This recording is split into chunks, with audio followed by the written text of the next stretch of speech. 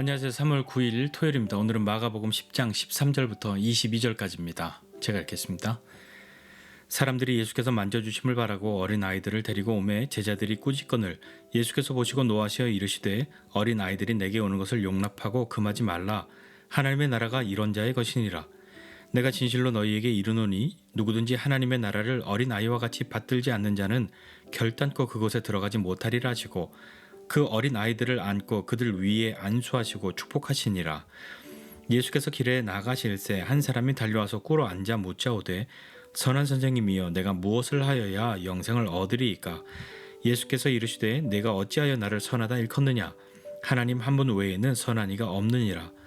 내가 계명을 안 하니 살인하지 말라, 간음하지 말라, 도둑질하지 말라, 거짓 증언하지 말라, 속여 빼앗지 말라, 내 부모를 공경하라 하였느니라.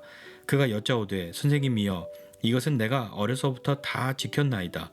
예수께서 그를 보시고 사랑하사 이르시되 내게 아직도 한 가지 부족한 것이 있으니 가서 내게 있는 것을 다 팔아 가난한 자들에게 주라. 그리하면 하늘에서 보화가 내게 있으리라. 그리고 와서 나를 따르라 하시니 그 사람은 재물이 많은 고로 이 말씀으로 인하여 슬픈 기색을 띠고 근심하며 가니라. 아멘. 사람들이 예수님께서 만져주심을 바라고 자기 아이들을 데리고 예수님 앞으로 나옵니다. 제자들이 그것을 꾸짖죠. 그 어른들을 향해서 꾸짖은 것인지 그 아이들을 꾸짖은 것인지 알 수 없지만 예수님께서 그것을 보시고 노하십니다.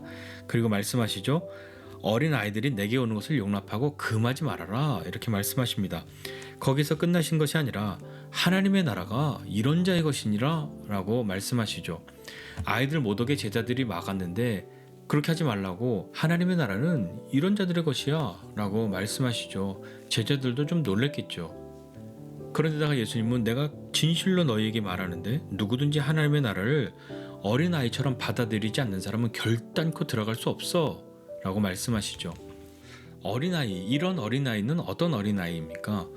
부모 말씀 잘 듣는 아이입니까? 그것이 아니라 이런 어린아이들을 통해서 볼 수 있는 것은 전적으로 부모를 의지하고 신뢰하는 거지 않습니까? 이 어린아이들은 자기에게 필요한 모든 것들을 부모나 어른들에게서 받죠. 전적으로 그냥 다 받지 않습니까? 어린아이들이 노동을 해서 한 끼 밥을 얻어 먹습니까? 그것 아니지 않습니까? 마치 선물처럼 다 받는 거죠. 어린아이들이 아무런 대가를 지불하지도 않았고 그런 어떤 공로도 없지만 모든 것들을 다 선물로 받지 않습니까? 그런 것처럼 하나님의 나라도 열심히 노력해서 쟁취하는 것이 아니라 자신의 어떤 지위와 능력 때문이 아니라 하나님이 선물로 주시는 것 아닙니까? 그것을 전적으로 받는 사람들인 거죠. 예수님이 그 어린아이들, 그러니까 제자들이 가까이 오는 것을 막았던 그 아이들, 부모들이 단지 한 번만 좀 만져주시기를 그렇게 바라고 나왔던 그 아이들에게 예수님은 단지 한 번 만져주시는 것으로 끝나는 것이 아니라 그 아이들을 안고 그들 위에 안수하시고 그들을 축복해 주십니다. 이 아이들은 다시 한번 우리가 생각해 보시죠. 이 아이들이 부모를 전적으로 의지하고 신뢰하지 않습니까?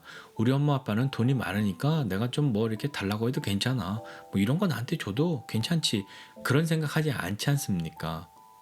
우리는 어린 아이와 같이 전적으로 의지하고 신뢰하는 그리고 주시는 것을 받는 그런 사람들이란 말입니다.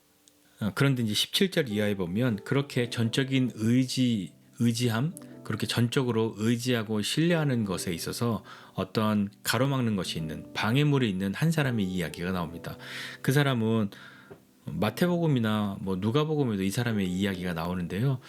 다 따져보면 젊은 한 남자 그리고 큰 부자인 관원 이렇게 이 사람에 대해서 설명하고 있죠. 그 사람이 예수님이 길을 가시는데 막 달려나와서 예수님 앞에 꿇어 앉아서 예수님께 말합니다.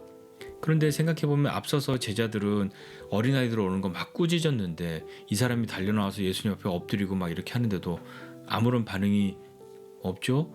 어린아이들은 그렇게 좀 함부로 생각하고 이 사람 벌써 부자 청년 관원이니까 폼이 좀 다르니까 제자들이 좀 움찔했던 것일까요? 아무튼 이 청년이 이야기합니다. 선한 선생님이여 내가 무엇을 하여야 영생을 얻으리이까? 라고 말하죠.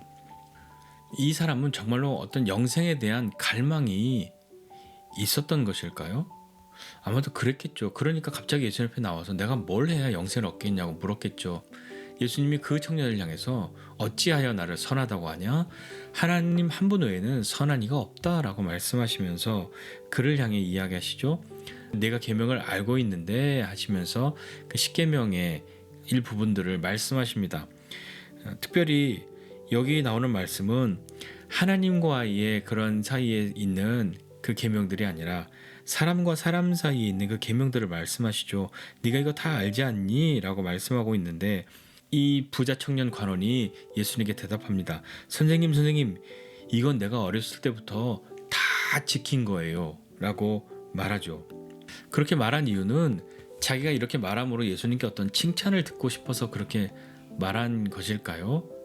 아니면 그가 정말 어떤 영생에 대한 갈망이 있었다고 한다면 내가 이런 거 다 하고 있었는데도 다 지켰는데도 내가 뭔가 부족한 것 같고 무언가가 좀 아닌 것 같은 그런 마음 때문에 이 사람은 예수님 앞에 나와 물었던 것일까요? 율법은 내가 다 지켰는데 아직 내가 영생을 얻지 못한 것 같은 이 느낌적인 이 느낌을 어떻게 해결해야 될지 예수님께 묻는 것일까요? 그렇게 묻고 있는 그 청년을 향해서 예수님은 사랑스럽게 보십니다. 예수님께서 그를 사랑스럽게 보신 것은 그를 아시기 때문인 거죠. 그의 마음이 어떤 것인지 아시기 때문에 그를 그렇게 보시는 것 아니겠습니까? 그래 네 말대로 다 잘 지켰구나, 잘했다. 그런데 아직도 너에게 한 가지 부족한 것이 있다 라고 말씀하시죠. 이 청년은 뭔가 그 이야기를 들으면 내 부족한 한 가지를 마침내 해결할 수 있구나 라는 그런 마음으로 예수님의 말씀에 귀를 기울이지 않았겠습니까? 예수님은 이제 그 청년을 향해서 내게 있는 거 그거 다 팔아서 가난한 자들에게 나눠주라 라고 말씀하시죠. 앞서서 그가 다 지켰다고 하는 그 계명들, 이 십계명 하나님 사랑과 이웃 사랑으로 크게 나눌 수 있다면 그 이웃 사랑에 관한 그 모든 부분들을 내가 다 잘 지켰다고, 어려서부터 지켜왔다고 그렇게 말했던 이 청년을 향해서 너에 있는 것을 다 팔아서 가난한 자들에게 나누어주라 라고 말씀하시는 거죠. 아마 이 청년은 거기에서부터 벌써 쿵 하는 어떤 것을 가졌을 겁니다. 근데 예수님은 단지 이 청년을 향해서 그렇게 가난한 것을 팔아서 가난한 자들에게 나누어주는 것, 그것으로 끝나는 것이 아니라 예수님이 정말 하고 싶었던 말씀은 그 뒤에 말씀이지 않겠습니까? 네가 그렇게 하면 하늘에 너의 보화가 있을 것이고 그리고 와서 나를 따르라 인 것이죠. 아마 이 청년은 재산을 팔아야 해 거기에 꽂혀 있겠지만 예수님이 정말 하고 싶은 이야기는 너 그렇게 하고 와서 나를 따르라 하는 그것이지 않겠습니까? 네가 전적으로 의지하고 신뢰하는 삶을 살아가려고 한다면 너 아직 한 가지 부족한 것 있는데 그걸 해결하고 나를 따르라 라고 말씀하는 거죠. 이 이야기를 들은 이 청년은 재물이 너무 많았기 때문에 그 말씀으로 인하여 슬픈 기색을 띠고 근심하며 돌아갔다 이렇게 말합니다. 그러나 예수님은 돌아가는 그 청년을 향해서 그 청년을 붙들고 다시 무엇인가를 강요하지 않으십니다. 너 내가 말했는데 대답도 안 하고 그냥 가? 야 빨리 대답해 이러시지 않잖아요. 그리고 그를 다시 붙들고 막 설득하지 않으십니다. 이 다음 구절들에 이제 예수님과 이 청년이 나눴던 그 안에 있는 어떤 숨겨진 이야기들을 제자들에게 또 설명해 주시는 것이 다음에 또 나오죠. 근데 오늘 말씀에서 어린아이처럼 전적으로 의지하고 신뢰하는 것, 그런 것을 보여주는 한 사람이 있고요. 또 하나, 주님이 정말 좋은 분이고 정말 따르고 싶고 영생을 정말 얻고 싶은데 그분이 한 가지 부족하다 하는 그것으로 해결할 수 있겠다 하는 그런 마음을 가졌는데 자기가 가지고 있는 것, 그 재물이 너무 많아서 그 예수님이 하신 말씀이 내 마음에 남아있고 그것이 맞는 말씀 같긴 한데 슬픈 기색으로 근심하며 돌아가 버린 그 한 사람, 이 두 사람의 이야기를 오늘 우리가 보고 있습니다. 우리가 살고 있는 세상은 마치 돈이 하나님인 것 같은 그런 세상을 살고 있지 않습니까? 그런데 그 가운데서 자기가 가지고 있는 것, 그것이 너무나도 많은데 그것을 의지하지 않고 살아간다는 것이 참 쉽지 않아 보이는 그런 세상을 살고 있는 것 아닙니까? 의지할 것이 없는 사람들이나 하나님 의지하지, 나는 뭐 의지할 게 이렇게 많은데 내가 굳이 하나님 앞에 뭘 기도해야 하나? 뭘 도와달라고 할 게 있나? 내가 있는 것으로 다 할 수 있는데 라고 한다면 하나님을 의지하기가 정말 어렵지 않지 않겠습니까? 그러나 예수님이 제자들에게 말씀하신 것처럼 사람으로서는 할 수 없어. 그러나 하나님으로서는 그렇지 않아.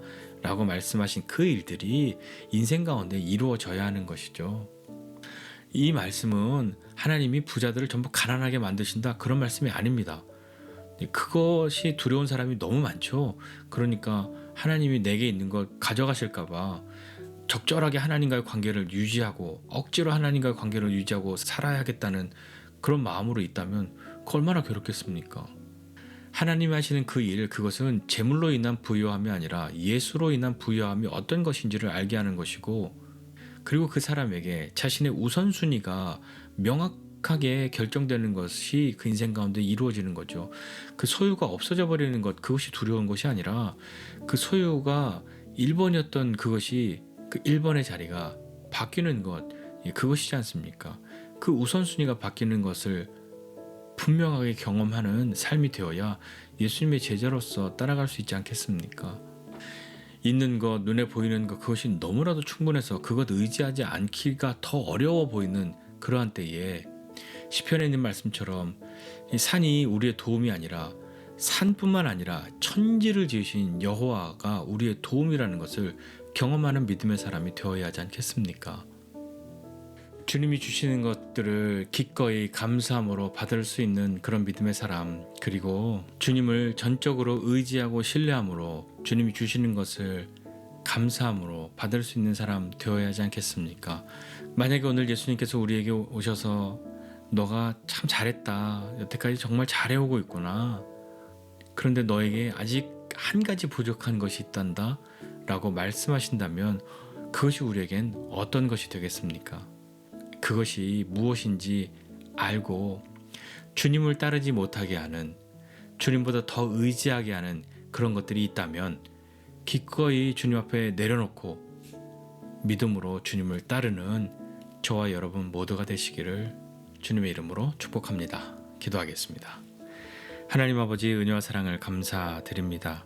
하나님 우리가 전적으로 주님을 의지하고 신뢰하는 믿음의 삶을 살아갈 수 있도록 주님, 오늘도 우리에게 은혜를 더하여 주옵소서. 하나님의 나라, 그것은 주님이 우리에게 주시는 것임을 믿고 그 하나님의 나라로 우리를 부르시는 그 주님의 부름에 순종하고 나아갈 수 있는 사람들 되도록 은혜를 더하여 주옵소서. 주님, 우리가 주님보다 더 의지하고 주님을 따르지 못하게 하는 그러한 것들이 우리에게 있다면, 아직도 부족한 그 한 가지가 혹 우리에게 있다면 그것이 무엇인지 알게 하여 주시고 주님 말씀하신 대로 그것을 행하고 와서 주님을 따르는 주님의 제자 되게 하여 주옵소서. 감사드리고 예수님의 이름으로 기도드립니다. 아멘.